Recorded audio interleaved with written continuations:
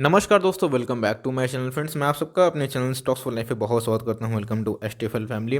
Dear family members, आज मैं दो स्टॉक के बारे में डिस्कस करूंगा। एक है पीवीआर और दूसरा है एनॉक्स। बिकॉज मैंने अपने कम्युनिटी जो पोस्ट है उस पर मैंने दोस्तों आपसे एक पोल कंडक्ट किया था, मैं आपको दिखाना चाहता हूँ। वो पोल दोस्तों यही था कि आपको किस पे वीडियो चाहिए। तो भाई सबसे ज़्यादा जो वोट मिले वो मिले एचडीएफसी एएमसी। दोस्तों पांच थे, PVR, Hindustan food, Goodyear, HDFC AMC और एसबीआई लाइफ। तो एचडीएफसी एएमसी के ऊपर दोस्तों मैंने वीडियो आज 5 बजे पोस्ट कर दी है। तो दोनों को दोस्तों अब टाई देखने को मिल रहा है। तो जितने सब्सक्राइबर थे टाई कर दिए हैं, तो भाई दोनों का मन रखना इंपॉर्टेंट है। तो पीवीआर के ऊपर दोस्तों मैं कवर करूंगा, पीवीआर के साथ मैं आइनॉक्स को भी कवर करूंगा, और जो रेस्ट ऑफ द स्टॉक से जो हिंदुस्तान फूड है दोस्तों उसको भी मैं जल्दी ही कवर करने की कोशिश करूंगा। दोस्तों आज के दिन मैंने और सारे वीडियोस बनाए हैं, इन सब वीडियोस का जाके अच्छा खासा मुनाफा ले सकते हैं दोस्तों। इन सब से आपको बहुत नॉलेज बढ़ेगी। अगर आप बिगनर है दोस्तों तो फ्री टेक्निकल क्लासेस आप सीख सकते हैं मेरे इस चैनल से, और आपको दोस्तों बहुत ही ज़्यादा फायदा होगा, ट्रस्ट में। और वीकेंड में मैं एक बहुत ही मास्टर इंडिकेटर आपसे शेयर करूंगा दोस्तों। उस चीज़ के लिए आप मेरे चैनल को सब्सक्राइब कर रख सकते हैं। फर्दर कोई डाउट है दोस्तों उसको भी ड्रॉप कर सकते हैं। Now without waiting for time, let's begin. अगर पीवीआर का चार्ट दोस्तों आपसे आज का शेयर करूं तो आप देख सकते हैं कि आज हमें 4% से भी ऊपर तेजी देखने को मिल रही है। 1300 को ऊपर दोस्तों आज क्लोजिंग देखने को मिला, जो कि आज निफ्टी में फिर से एक रौनक देखने को मिली। इसीलिए दोस्तों अपने एक गैप अप ओपनिंग देखने को मिला, उसके बाद 1300 का लेवल भी सरपास होते। तो गाइस अगर आपको उसका ऑल टाइम चार्ट दिखाऊं तो ऑल टाइम चार्ट में भी इसकी कंडीशन बहुत ही अच्छी दिखाई पड़ रही थी। बिकॉज मार्केट में ये और आइनॉक्स दोनों आराम से बिजनेस कर रहे थे। कितनी सारी बॉलीवुड मूवीज हम लोग को देखने को मिली।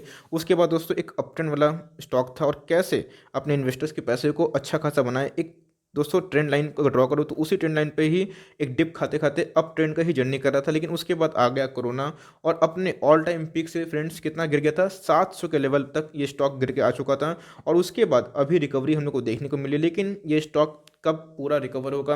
बिकॉज आपको पता है कि मार्केट में अभी तक कोरोना ख़त्म नहीं हुआ है।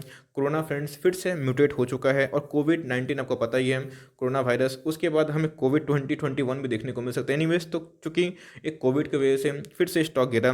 1212 का लेवल भी हम लोग को देखने को मिला प्रीवियस एक दो दिनों में। लेकिन दोस्तों इससे ये सबक मिलता है कि स्टॉक में अभी भी दम तो है दोस्तों, लेकिन जो न्यूज़ है, जो मार्केट का कंडीशन है, वो सही नहीं है। दो प्रॉब्लम दोस्तों मैं जनरली देखता हूँ इस स्टॉक को लेके। स्टॉक फंडामेंटल दोस्तों बहुत ही अच्छा है, मैं स्टॉक को बहुत पसंद करता हूँ। इवन दोस्तों मेरे कभी पोर्टफोलियो का स्टॉक हुआ करता था, लेकिन जैसे जैसे कंडीशन को देख के हम लोग को थोड़ा सा डिसीजन लेना पड़ता है। तो उस हिसाब से ओटीटी का बढ़ता खतरा दोस्तों, जिस हिसाब से ओटीटी, अमेजोन, नेटफ्लिक्स मार्केट में सक्रिय हैं, एक्टिवली काम कर रहे हैं। बहुत सारे फिल्म मेकर्स को डायरेक्टली बोलते हैं कि आप आइए मेरे संग काम करिए, और दोस्तों वो लोग अच्छा खासा पैसा भी उनको पे करते हैं। और जिस हिसाब से ऐसे मल्टीप्लेक्सेस को, थिएटर को चलाने के लिए जो कॉस्ट इनको खर्च करने पड़ते हैं, और नई मूवी जब तक आएगी नहीं, पब्लिक उतना दोस्तों इंटरेस्ट लेके जाएंगे नहीं, भीड़ होगी नहीं, भगदड़ होंगे नहीं, तो ये कैसे कमाएंगे? आपसे ही मैं जानना चाहता हूँ। इसीलिए कंपनी में अभी भी दोस्तों मुझे थोड़ा सा स्पेकुलेटिव मूव लगता है। तो क्या है दोस्तों कंपनी की असल वैल्यूएशन, और क्या होंगे अल्टीमेट बेस्ट बाइंग लेवल आपके पास है? तो क्या होगा आपका अल्टीमेट प्रॉफिट बुकिंग करने का जरिया? अगर आप 1500 के लेवल पर लिए हुए हैं तो क्या आपको लॉस में बेच देना चाहिए दोस्तों? पूरा अपना अनबायस्ड एंड ऑनेस्ट ओपिनियन। तो गाइस आप देख सकते हैं कि कैसे हमें 1311 के ऊपर क्लोजिंग देखने को मिल रही है। आज 1245 का लो था, 1300 के ऊपर क्लोजिंग देना अच्छी बात है, चूंकि निफ्टी ऑल टाइम हाई पे है, ये बात भी आपको नोट करना चाहिए। मार्केट कैप की बात की जाए दोस्तों 7000 करोड़ से भी ऊपर की मार्केट कैप है, तो अभी भी छोटी कंपनी है। इंडस्ट्री पी से अभी भी दोस्तों महंगी तो थी, लेकिन अभी चूंकि एक लॉस मेकिंग है तो आपको पी अवेलेबल नहीं दिखाई पड़ेगी, नेगेटिव में ही होगी। लेकिन डिलीवरीज हमें प्रॉमिसिंग दिखाई नहीं पड़ रहे हैं। इसका मतलब जम के दोस्तों इसमें ट्रेडिंग हो रहा है, डिलीवरीज दिखाई नहीं दे रही है। कंपनी के सेल्स की एक बार बात करना इंपॉर्टेंट है कि प्री कोविड कंपनी के सेल्स में क्या कमी थी या फिर नहीं थी। ये इस कंपनी के सेल्स काफ़ी बेहतरीन तरीके से बढ़ रहे थे। कंपनी के एक्सपेंसेस की बात की जाए तो कंपनी के दोस्तों एक्सपेंसेस ही बढ़े थे, इसीलिए बहुत ऐसे एडजस्टमेंट करने के बाद कंपनी के जो प्रॉफिट है बहुत टम्बल डाउन हो चुके थे, बहुत ही नीचे गिर गए थे। 190 करोड़ से 27 करोड़ दिखाई पड़ रहा है, जो कि बहुत ही कम है। लेकिन आपको दोस्तों कोविड का जो फैक्टर है उसको भी एकदम नज़रअंदाज नहीं करना चाहिए, और आपको समझना चाहिए कोविड भी आ गया था।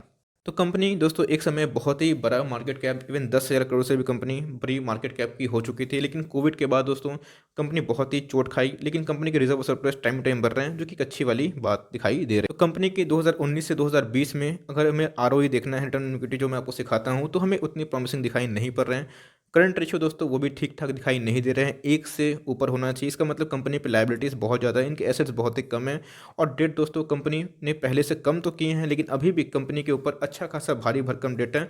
और जैसे जैसे कोविड का केसेस बढ़ते रहेंगे, जैसे जैसे इनके बिजनेस इफेक्ट होते रहेंगे, वैसे वैसे दोस्तों इनके जो डेडलाइंस हैं, इनके जो मेंटेनिंग ऑपरेशनल कॉस्ट है वो भी बढ़ते रहेंगे। आपको पता ही है कि मल्टीप्लेक्सेस में कुछ ना कुछ दोस्तों भाड़ा होता है कुछ। यस, ये दोस्तों आराम से सेटिंग कर सकते हैं उस चीज़ को लेके, गवर्नमेंट भी इनको सपोर्ट करेगी। लेकिन जब तक लाइफ नॉर्मल नहीं हो जाता, जब तक दोस्तों कोरोना का नामो निशान नहीं चला जाता, जब तक पूरा रिस्ट्रिक्शन आराम से बिना मास्क फ्री होकर हम लोग घूम नहीं सकते, तब तो दोस्तों इन सब मल्टीप्लेक्सेस वाले बिजनेसेस को बहुत इफेक्ट पड़ेगा। इवन इनको नहीं, टूरिज्म वाले सारे, इवन दोस्तों आइनॉक्स की बात की जाए, आईआरसीटीसी की बात की जाए, इनको अभी तक दोस्तों उनका ही सामना करना पड़ेगा।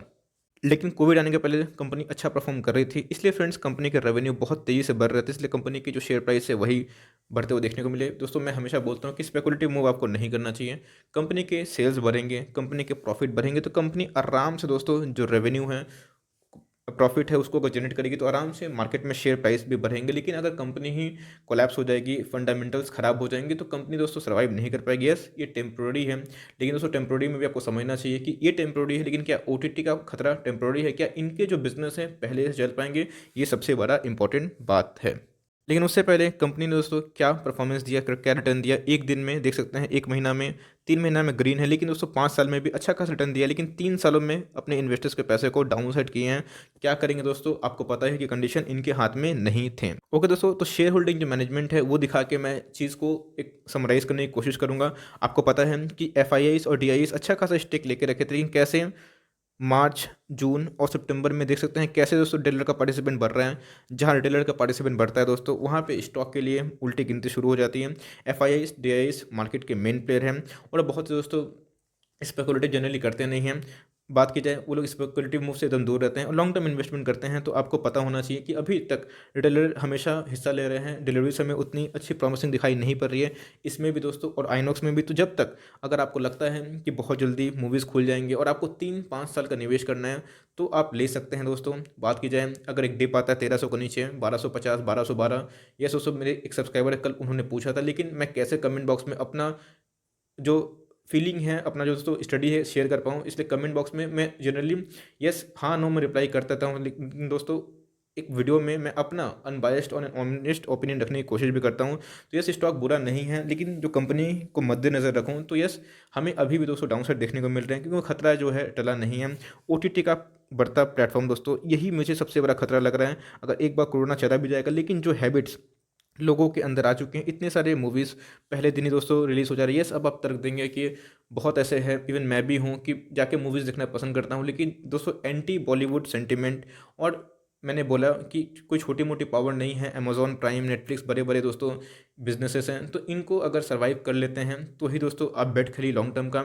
आपको अगर डाउट लगता है तो आप इससे अच्छा आईआरसीटीसी पे जा सकते हैं, जो कि दोनों दोस्तों ऑल टाइम हाई दोनों का सेम है 2000, और दोनों एक ही प्राइस पे ट्रेड होता हुआ देखने को मिल रहा है। वो दोस्तों एक सेफर बेट है, बिकॉज आईआरसीटीसी एक नीड है इंसान का, और एक मोनोपोली बिजनेस है, तो उधर पे आप जाइए, फ्यूचर पोजिशन लाएगा चलिए। अगर आप लॉन्ग टर्म निवेशक हैं तो आप दोस्तों हमेशा प्रोस एंड कॉन्स देखिए, बिकॉज मार्केट में सेंटिमेंट बहुत ही बड़ा रोल प्ले करते हैं। मैं दोस्तों इन दोनों स्टॉक के अगेंस्ट में नहीं हूँ। बेस्ट बाइंग लेवल मुझे अभी भी लगता है कि 1150 के नीचे ही होगा। यस, आता है तो सही है, नहीं आएगा तो कोई बात नहीं दोस्तों, बिकॉज मेरा जो स्टेक है वो मैं आईआरसीटीसी में बढ़ाता रहता हूँ। बिकॉज हर एक स्टॉक में अगर आप एमओएस लेके प्ले करेंगे, मार्जिन ऑफ सेफ्टी, जहाँ डाउन साइड लिमिटेड हो लेकिन ह्यूज अपसाइड हो, तो भाई आप कभी फंसेंगे नहीं। आपके पास है दोस्तों 1500 के लेवल पे, तो एक बाउंस आता है तो आप निकलने की कोशिश करिए, और नेक्स्ट टाइम दोस्तों अगर लोअर लेवल पे खरीदें तो आप हमेशा अपने प्रॉफिट को बुक करते चलिए, बिकॉज ऐसे स्टॉक में आप ट्रेडिंग अच्छा खासा कर सकते हैं। लेकिन इन्वेस्टमेंट के तौर पे मुझे अभी भी प्रॉमिसिंग दिखाई नहीं पड़ रही है। मैंने दोस्तों अपना जो साफ जो बात है आपसे शेयर कर दिया।